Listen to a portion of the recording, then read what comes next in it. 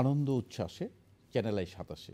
প্রিয় দর্শক, হৃদয়ে বাংলাদেশ বুকে ধারণ করে আপনাদের ভালোবাসায় সিক্ত হয়ে আগামীকাল চ্যানেল আই ২৭ বছরে পা রাখছে। চ্যানেল আই পরিবারের পক্ষ থেকে আপনাদের জানাই প্রাণ ঢালা অভিনন্দন ও শুভেচ্ছা। শুভকামনা থাকলো চ্যানেল আইয়ের প্রতি আমাদের। দর্শক, আজকে আমরা কথা বলবো নিউট্রিশন নিয়ে, পুষ্টি। একজন স্বাভাবিক মানুষের কী ধরনের পুষ্টি হওয়া উচিত, একজন ডায়াবেটিক রোগী, একজন কিডনি রোগী, তার কী ধরনের পথ্য হওয়া উচিত, এই বিষয়গুলো বিস্তারিত আমরা জানবো। আমাদের সাথে স্টুডিওতে আছেন ফাহমিদা করিম, তিনি পুষ্টিবিদ, রেনেসা হসপিটাল, ধানমন্ডি, ঢাকা। ফাহমিদা, আপনাকে স্বাগত আমাদের স্টুডিওতে। জি, ধন্যবাদ। আপনার কাছে আমার প্রথম প্রশ্ন, যে একজন মানুষের সুষম খাবার বলতে আমরা কি বুঝি? ধন্যবাদ। সুষম খাবার বা ব্যালেন্স ডায়েট, সুষম খাবার হচ্ছে এমন এক ধরনের খাবার যে খাবারে যে নিউট্রিয়েন্ট বা পুষ্টি উপাদানগুলো প্রপোর্শনাটলি থাকবে। এটি আসলে যদি আমি গ্রুপিং করি, যে তিনটি মেইন গ্রুপ, যেমন প্রোটিন বহুল খাবার বা শক্তিদায়ক খাবার, যেটা আমাদের শক্তি দিবে, সে ধরনের খাবার থাকতে হবে। দেহ গঠনকারী বা রোগ প্রতিরোধ ক্ষমতা বা শরীরের ক্ষয় পূরণকারী, যেমন প্রোটিন বা আমিষ জাতীয় খাবার থাকতে হবে। আবার পাশাপাশি যে রোগ অসুখ বিসুখ হচ্ছে, অসুখ বিসুখ থেকে দূরে থাকা, শরীরকে ফিট রাখা, এই জাতীয় যে ইমিউনিটিকে বুস্ট আপ করা, হ্যাঁ, এই যে গ্রুপিংটা, এই গ্রুপিংটা থেকে যে তিনটা মেইন গ্রুপ থেকে যে খাবারগুলো নিয়ে যে খাদ্যের ৬টি উপাদানের সমন্বয়ে, এটা আবার ডিপেন্ড করবে কারো বিভিন্ন অবস্থার উপর। পুরুষ নারী ভেদে আলাদা হতে পারে ব্যালেন্স ডায়েট বা সুষম খাবার। একজন প্রেগন্যান্ট উইমেন, তার ব্যালেন্স ডায়েট একরকম হতে পারে। একজন শিশুর ক্ষেত্রে তার সুষম খাবার এক ধরনের হতে পারে। এটা ডিপেন্ড করবে বয়স, কাজের ধরন, সে কী কাজ করছে, শারীরিক যে কন্ডিশন, এগুলোর উপর ভিত্তি করে তার ব্যালেন্স ডায়েট তৈরি করা হবে। সেই ব্যালেন্স ডায়েটে বা সুষম খাবারের সবকটি পুষ্টি উপাদানের সমন্বয় থাকতে হবে প্রপোর্শনাটলি। মানে আপনি বলছেন যে কার্বোহাইড্রেট, প্রোটিন এবং ফ্যাট, কার্বোহাইড্রেট, প্রোটিন, ফ্যাট এবং থাকবে। এবং সেখানে যে আমরা শাকসবজি, ফলমূল, এই জাতীয় খাবারগুলো থেকে যে আমরা ভিটামিন মিনারেলস পাবো, এগুলোরও সমন্বয় থাকতে হবে। এবং এই সব কিছুর সমন্বয়ে পানিও একটি তার ভিতরে একটি উপাদান বলবো, ৬টি উপাদানের একটি। সবগুলোরই মধ্যেই কিন্তু সমন্বয় নিয়েই কিন্তু একটা ব্যালেন্স ডায়েট বা আমরা তো সুষম খাবার খাবো। কিন্তু আমরা যেটা দেখছি, মানে ইদানিংকালে আমাদের যে নেক্সট জেনারেশন আসছে, একটু কেমন যেন মুটিয়ে যাচ্ছে। হ্যাঁ, আমরা খেয়াল করলে দেখি যে তারা আসলে মাঠে খেলাধুলা করতে পারছে না, মাঠ নেই, তারা সারাক্ষণ কম্পিউটার খেলছে এবং স্কুলে যাচ্ছে গাড়িতে, আসছে গাড়িতে, কায়িক পরিশ্রম হচ্ছে না। এবং একটা জিনিস, ফাস্টফুডের দিকে তাদের একটা প্রবণতা এবং তরল পানীয় মানে জাতীয় যে খাবারগুলো, এগুলোর প্রতি তাদের একটা আসক্তি। এই জিনিসগুলো আমরা দেখছি যে আমাদের পরবর্তী জেনারেশনটা, তাদের আসলে যে মানে শরীরের যে গঠনটা একটু আমার কাছে মনে হচ্ছে একটু মুটিয়ে যাচ্ছে। এই বিষয়ে তাদের ক্ষেত্রে যে ডায়েটের কি পরামর্শটা আপনার থাকা উচিত? জি, আপনার প্রশ্ন সুন্দর একটি প্রশ্ন করেছেন। আসলে এখনকার বাচ্চারা আগেকার যেরকম যে খেলার অনেক মাঠ ছিল, অনেক দৌড়াদৌড়ি করতে পারতো, এখনকার বাচ্চাদের দেখা যায় স্কুল, ঘর, এবং ঘরে আসলেই তারা মোবাইল আর কম্পিউটার নিয়ে থাকে। তো তাদের যে মানে নড়াচড়া, তাদের যে ফিজিক্যাল অ্যাক্টিভিটিস, এগুলো খুব কম। এইদিকে যদি আমি বলি, তার মানে শক্তি খরচটা কম হচ্ছে। এদিকে যে খাবারের যে ব্যাপারটা, সেক্ষেত্রে যে ঘরোয়া যে আমাদের যে ঘরের যে খাবারগুলো, সেগুলোতে যেভাবে যতটুকু দেওয়া উচিত, বাহিরের খাবারের প্রতি তারা অভ্যস্ত হওয়াতে, বাহিরের ফাস্টফুড বলেন, প্রসেসড ফুড বলেন, জাঙ্ক ফুড বলেন, এগুলোতে কিন্তু ক্যালোরি টাই খুব বেশি থাকে। যেমন আপনি যদি চিন্তা করেন, একটা বার্গার চিন্তা করি বা একটা বাইরের ইনস্ট্যান্ট কোনো খাবার, সেগুলোতে দেখা যাচ্ছে যে আপনার কার্বোহাইড্রেট, সুগার এবং স্যাচুরেটেড ফ্যাট, এই যে সম্পৃক্ত চর্বি, এই জাতীয় খাবারগুলো, মানে এই জাতীয় উপাদানগুলো বেশি থাকাতে এগুলোর দিকে ঝোঁকটা বেশি হচ্ছে এবং এগুলো খুব উপাদেয়, কালারফুল হয় এবং তাদের খুব পছন্দ হয়ে যায়। এবং এগুলো কিন্তু সহজেই তারা বাইরের খাবারের প্রতি বেশি অভ্যস্ত হয়ে যাচ্ছে। ইদানিংকালে কিন্তু আরেকটা খেয়াল করা যায়, এখন রেস্টুরেন্টের দিকে খেতে হয় না, ঘরে বসেই কিন্তু অর্ডার করে কিন্তু রাত্রে সেটা তো আরও চলছে। এটার কারণেও তারা একটু চাইলেই তারা এগুলো পেয়ে যাচ্ছে এবং এগুলোতে যে অভ্যস্ত হওয়া যাবে না। এগুলো অকেশনালি খেতে পারে বাচ্চারা, কিন্তু যার কারণে দেখা যাচ্ছে এই জাতীয় জিনিসগুলোর ক্যালোরি ইনটেকটা বেশি হয়ে যাচ্ছে, বেশি ক্যালোরিবহুল খাবারগুলো খাচ্ছে, কার্বোহাইড্রেট খরচ হচ্ছে শর্করা, না, ক্যালোরি খরচ খরচ কম হচ্ছে না। হচ্ছে, যার জন্য তাদের যে শুধু খরচ করতে পারে, বাচ্চারা যদি একটু দৌড়ঝাঁপ করে, একটু খেলাধুলা করে, তাহলেও কিছুটা ইয়ে হবে, কিন্তু তাদের দেখা যায় যে বেশিরভাগই বসে থেকে কাজকর্মগুলো হচ্ছে, খেলাধুলা কম হচ্ছে, সিঁড়ির জায়গায় তারা লিফট ইউজ করছে, তারপরে কম্পিউটার ইউজ করছে, এইগুলোতে হয় কি তাদের যে খাওয়াটা খাচ্ছে এটার এনার্জি খরচটা হচ্ছে না, তো যার কারণে দেখা যাচ্ছে যে তাদের একটু মুটিয়ে যাওয়ার প্রবণতাটা বেশি হচ্ছে। এরপরে তো দেখা যাচ্ছে ভবিষ্যতে তাদের হ্যাঁ, রোগ হওয়ার সম্ভাবনা বেশি থাকে, নানা ধরনের সমস্যা ভবিষ্যতে আসতে পারে। আর কোল্ড ড্রিঙ্কস বা সফট ড্রিঙ্কসের উপরও তারা কিন্তু বেশি পছন্দ তাদের, এগুলোতে কিন্তু আসলে সুগার জিনিসটা অনেক বেশি থাকে। কিন্তু এখানে আমরা বলতে পারি বেলের শরবত, লেবুর শরবত, এই জিনিসগুলো, হ্যাঁ, লেবুর শরবত খেতে পারে, হ্যাঁ, ডাবের পানি খেতে পারে, ডাবের পানি খেতে পারে, এগুলো শরীরের উপকারী হ্যাঁ, হবে। তারা তো প্রায় খেতে পারে, এগুলো খাওয়ানো যায়। কিন্তু এই যে বাইরের যে কোমল পানীয়গুলো যেটাই খাবে সেটাতেই কিন্তু খুবই, এটা যদি অভ্যস্ত হয়ে যায় তাহলে ঘরের খাবারের প্রতি তাদের একটা আসক্তিটা থাকে না। এই যে আমরা যে শাকসবজি, ফলমূল, মাছ, ডাল, ডিম, দুধ দিয়ে যে বাসার যে খাবারগুলো স্বাভাবিক খাবার, এগুলোতে কিন্তু অভ্যস্ত করে ফেলতে হবে। ফাহমিদা করিম একজন দর্শক আমাদের সাথে যুক্ত হয়েছেন, আপনার ফোন কলটি নিয়ে নিচ্ছি। হ্যালো, কে আছেন আমাদের সঙ্গে? দর্শক, আপনার নাম, পরিচয়, বয়স বলে আপনার সমস্যার কথাটি বলুন। আসসালামু আলাইকুম। আমি হাসান মাসুর খুলনা থেকে বলছি। বয়স 24, অফিস এমনি। আমি যতটা শুনেছি যে আমি যদি অধিকাংশ সময় 11 ঘন্টা বসে সময় কাটাই তাহলে নাকি 3 বছরের মধ্যে মৃত্যুর সম্ভাবনা 50% বেশি। আমি তাহলে বলছি যেটা যে মানে এখনকার ছেলেমেয়েরা এদেরকে যেভাবে ঘরবন্দি করে রাখে, মানে ছেলেমেয়েদেরকে, মানে ঢাকা শহরে বিশেষ করে এরকমটা যে হচ্ছে, মানে এটাতেও কি মানে ছেলে মেয়েদের মৃত্যুর সম্ভাবনা বেশি? এর সমাধানটা কোথায় যদি একটু বলতেন। ধন্যবাদ দর্শক আমাদের সঙ্গে যুক্ত হওয়ার জন্য। আমি আপনার প্রশ্নের উত্তরটি দিচ্ছি। প্রথম যে কথাটি আপনি বলেছেন যে মৃত্যুর ঝুঁকি বেশি, নিশ্চয়ই এটা একটা ডাটা হয়েছে, তথ্য হয়েছে, একটা গবেষণা হয়েছে। গবেষণায় দেখা গেছে যে যারা 11 ঘন্টা ঘরে বসেই কাটিয়ে যাচ্ছে এবং আরও 7 ঘন্টা ঘুমাচ্ছে, দেখা যাচ্ছে তার কোনো কায়িক পরিশ্রম হচ্ছে না, তার বডির যে ক্যালোরিটা সে খরচ হচ্ছে না, সে কিন্তু খাচ্ছে আর বসে আছে। তাতে করে হয় কি, হার্টের রোগীর ঝুঁকি বেড়ে যায়। এখন আমরা দেখি যে 13 বছরের বয়সের বাচ্চারাও হার্ট অ্যাটাকে আক্রান্ত হয়েছে। আমরা দেখেছি যে অল্প বয়সেই অনেক ধরনের রোগ সৃষ্টি হচ্ছে। একটু খেয়াল করেন, আমাদের শৈশবকালে যখন আমরা ছিলাম, আমরা কিন্তু বিকেলে ফুটবল খেলতাম মাঠে গিয়ে। দেখুন, আমরা কিন্তু সুষম খাবার খেতাম, কাসকি মাছ, মলা মাছ, ঢেলা মাছ এবং শাকসবজি, ফ্রেশ ভেজিটেবলস খেতাম। এখন বাচ্চারা কিন্তু খাচ্ছে ফাস্ট ফুড। তাতে করে দেখা যাচ্ছে যে এই জিনিসগুলোতে বাচ্চারা সহজেই রোগে আক্রান্ত হচ্ছে এবং তাদের যে আয়ুষ্কালটাও কমে যাচ্ছে। তো এই প্রসঙ্গে ম্যাডাম একটু বলবেন, যদি আপনি একটু বলতেন। সেটা আপনি ঠিকই বলেছেন। তার সঙ্গে পাশাপাশি তাদের সম্পৃক্ত চর্বি, যেটা কোলেস্টেরল লেভেলটাও কিন্তু বেড়ে যাচ্ছে। রক্তে কোলেস্টেরল লেভেল অনেক কম বয়সেও আজকাল অনেক বাচ্চাদের বেড়ে যাচ্ছে। তো সেক্ষেত্রে আমার তো মনে হয় যে যে সম্পৃক্ত চর্বি, বাইরের যে ফাস্ট ফুড, প্রসেসড ফুড, এগুলো একটু কম খাওয়া এবং ঘরের স্বাভাবিক খাবার দাবার গ্রহণ করা এবং অ্যাক্টিভ থাকবে। বাচ্চারা খেলাধুলা করবে, অ্যাক্টিভ থাকবে, টানা বসে থাকবে না। টানা বসে থাকলে সেক্ষেত্রে তো এনার্জি খরচ কম হচ্ছে, তো এটার দিকে খেয়াল রাখতে হবে। যদি অ্যাক্টিভ থাকে তাহলে তো সমস্যা হয় না। একজন রিক্সাওয়ালা সে কিন্তু অনেক খাটে, তো খাটলে কিন্তু সে কিন্তু অনেক খেতে পারে, ক্যালোরি ইনটেকটা তার বেড়ে যেতে পারে। কিন্তু সেক্ষেত্রে যদি একজন বসে থাকা মানুষ যদি বেশি খায়, তার অটোমেটিক ক্যালোরি কনজামশনটা বেশি হয়, তো সেক্ষেত্রে তার মুটিয়ে যাওয়ার সম্ভাবনা বেশি হয়। এবং এই যে আপনি বললেন যেটা হার্টের প্রবলেম হতে পারে, কোলেস্টেরল লেভেল বেড়ে যেতে পারে, ব্লাড প্রেশার হতে পারে এবং তাদের ডায়াবেটিসও হতে পারে। ওজন বেড়ে গেলে আস্তে আস্তে এখান থেকে আসলে মুক্তির একমাত্র পথ হলো তাকে ফিজিক্যাল অ্যাক্টিভিটি বাড়াতে হবে, খেলাধুলা করতে হবে, সুষম খাবার খেতে হবে। এটা আসলে পিতামাতার দায়িত্ব এবং আমরা সবাই সচেতন, বাচ্চারা যদি সচেতন হয় তাহলে এটা মনে হয় সম্ভব। ঘরের খাবারে তাদেরকে মানে উৎসাহিত করা। ধন্যবাদ দর্শক আমাদের সঙ্গে যুক্ত থাকার জন্য। ফাহমিদা করিম, আমরা যে প্রসঙ্গে ছিলাম যে সুষম খাবার, আমি আপনাকে জানতে চাই যে আসলে আপনারা তো সুষম খাবার কথা বলেন, কিন্তু যখন একটা কিডনি পেশেন্ট আপনাদের কাছে আছে, তো কিডনি পেশেন্টদের কিন্তু খাদ্য তালিকার ক্ষেত্রে একটু ভিন্নতা আসে।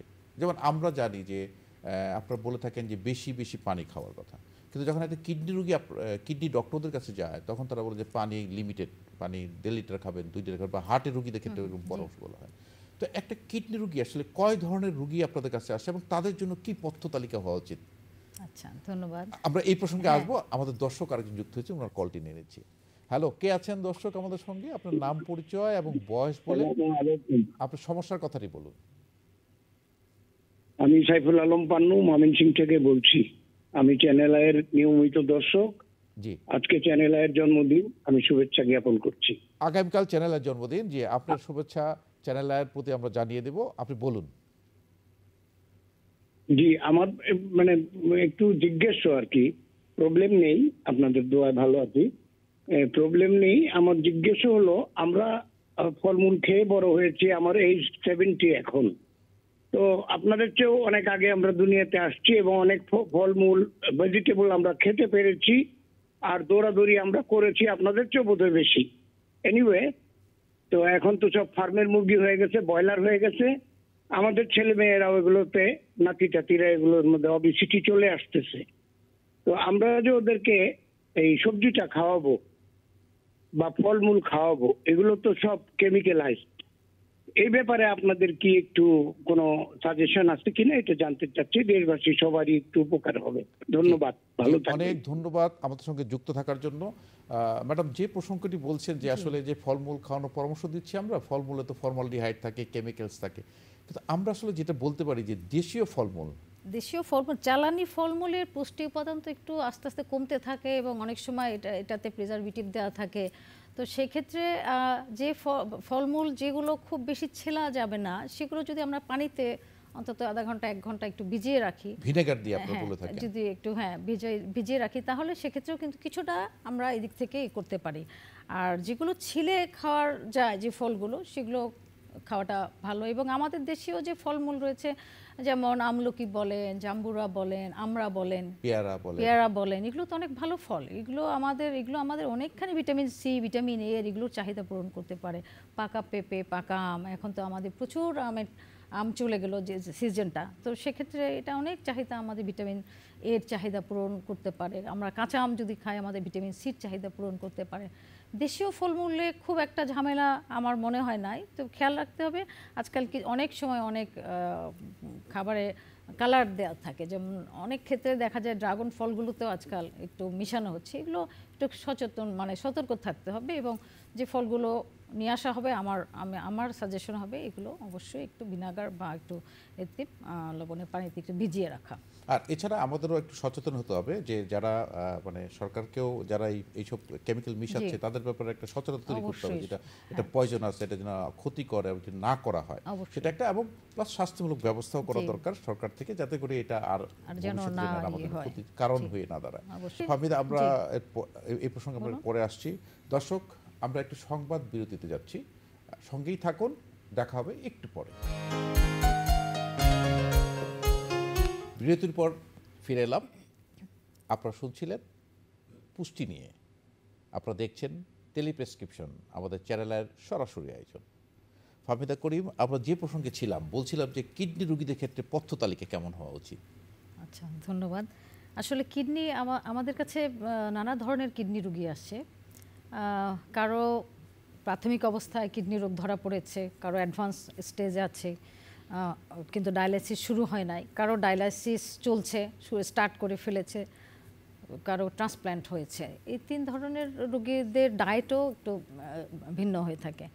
যদি আমি প্রথমটাই বলি, যাদের ডায়ালাইসিস হয় নাই, প্রাথমিক অবস্থায় আছে, কিডনির আসলে কিডনি রোগের কতগুলো স্টেজ আছে, স্টেজ ওয়াইজ যদি বলি যে মৃদু কিডনি রোগ যাদের কিডনি ড্যামেজ হয়েছে, তাদের ডায়েটের ক্ষেত্রে বা মাঝারি, তাদের ক্ষেত্রে দেখা যায় যে সব দিকে চিন্তা করে প্রোটিন রেস্ট্রিকশনটা শুরুতে করতে হয়।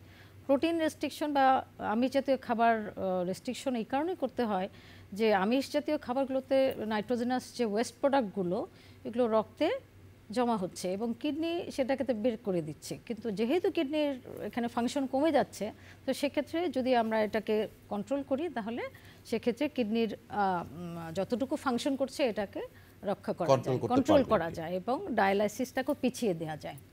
এবং কিডনির উপর চাপটা কম পড়ছে, তাহলে প্রোটিন জাতীয় খাবার রেস্ট্রিকশন করতে হবে। এটার কিছু নিয়ম আছে যে তার পার কেজিতে আমরা কতটুকু প্রোটিন দিব, সেই হিসাবে প্রতিদিনে কতটুকু প্রোটিন লাগবে সেটা একটি বরাদ্দ আমাদের করে দিতে হয় পুষ্টিবিদদের। যেমন আমি 30 গ্রাম হতে পারে, 40 গ্রাম প্রোটিন হতে পারে, 50 গ্রাম প্রোটিন হতে পারে। এখন 30 গ্রাম 40 গ্রাম প্রোটিন অনেক পেশেন্টদের যাদের ডায়ালিসিস হয় না, যাদেরকে ডায়েট চার্ট দেওয়া হচ্ছে, তারা কিন্তু এই যে এক টুকরা মাংসকেই 30 গ্রাম 40 গ্রাম বলছে, এক টুকরা মাছকেই 30 গ্রাম 40 গ্রাম বলছে। আসলে তা নয়, এক টুকরা মাছ আমাদের যদি পোর্শন সাইজ চিন্তা করা হয় তাহলে এক পরিবেশন তাহলে কিন্তু 30 গ্রামের মতো হয়। তো সেক্ষেত্রে এক টুকরা মাছ থেকে আমরা কিন্তু 5-6 গ্রাম প্রোটিন পাবো। সেক্ষেত্রে মাংস থেকেও এভাবে নিতে হতে পারে, ডিম থেকে নিতে হতে পারে, ডাল থেকে নিতে হতে পারে, কিন্তু সব ধরনের প্রোটিন, সব কিছু প্রোটিন জাতীয় খাবার থেকে আমরা টোটাল আমরা বরাদ্দ করব। 30 গ্রাম দিব না, 35 গ্রাম দিব না, 40 গ্রাম দিব। এটি হলো প্রোটিন রেস্ট্রিকশনের ক্ষেত্রে। আরেকটি হচ্ছে যে শর্করা জাতীয় যে খাবার, আমাদের তো এনার্জি লাগবে। দেখা যাচ্ছে যে এই ধরনের রোগীরা ভয়ে প্রোটিন খাওয়াই বন্ধ করে দিয়েছে, মাছ মাংস ডিম দুধ ডাল থেকে তারা দূরেই থাকছে। তো হচ্ছে কি তাদের কিন্তু ওজনটা কমে আসছে, মাসলগুলো কমে যাচ্ছে, মাসল ওয়েস্টিংটা হচ্ছে, এবং প্রোটিন কম খাওয়াতে তাদের কিন্তু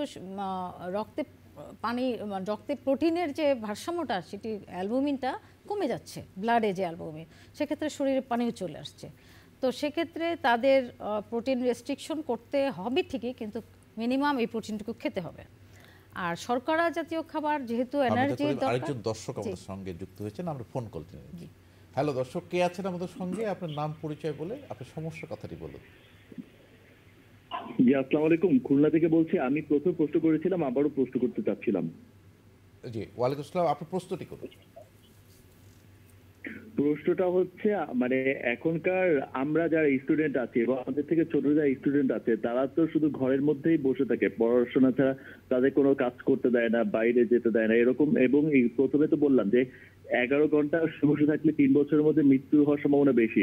তাহলে যেটা বলছিলাম যে যারা ঘরের মধ্যে মানে শুয়ে বসে থাকে শুধুমাত্র পড়াশোনার জন্য, তারা অ্যাক্টিভ থাকার জন্য কি করতে পারে, মৃত্যু ঝুঁকি কমানোর জন্য কি করতে পারে, যদি একটু বলতে পারেন। জি, আপনাকে ধন্যবাদ, আপনি যে উত্তরটি জানতে চেয়েছেন। আসলে আমরা একটা জিনিস করতে পারি ফাহমিদা করিম, যে যেহেতু তারা 11 ঘন্টা এসে পড়ছে, মানে সে কোনো পরিশ্রম করছে না, আমরা কিন্তু স্কুলের রুটিনে একটি পিরিয়ড কিন্তু খেলার জন্য বরাদ্দ রাখতে পারি। কারণ হচ্ছে কি, যে ছেলেটি পড়ছে তাকে যদি বলা হয় আপনি খেলার মাঠে যান, তখন সে বলে যে আমার কোচিং আছে, পড়া আছে।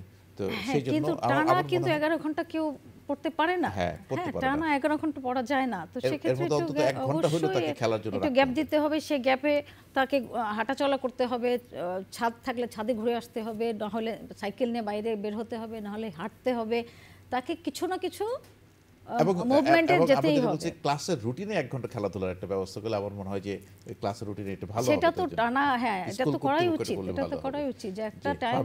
আমরা যে প্রসঙ্গে ছিলাম কিডনির, আপনি বলছিলেন। জি, আমি যেটা বলছিলাম যে প্রোটিন জাতীয় খাবার রেস্ট্রিকশন করতে হবে, তাই বলে প্রোটিন বন্ধ করা যাবে না। দ্বিতীয়ত হচ্ছে ক্যালোরি বহুল যে খাবারগুলো আমাদের প্রতিদিন যে অ্যাক্টিভিটিজের জন্য আমাদের যে এই যে বলা হয় 1500 ক্যালোরি 2000 ক্যালোরি আমাদের স্বাভাবিক চলাফেরা কাজকর্ম শক্তির জন্য যে ক্যালোরি, সেটা কিন্তু কম হবে না, সেটা পর্যাপ্ত এডিকুয়েট হতে হবে।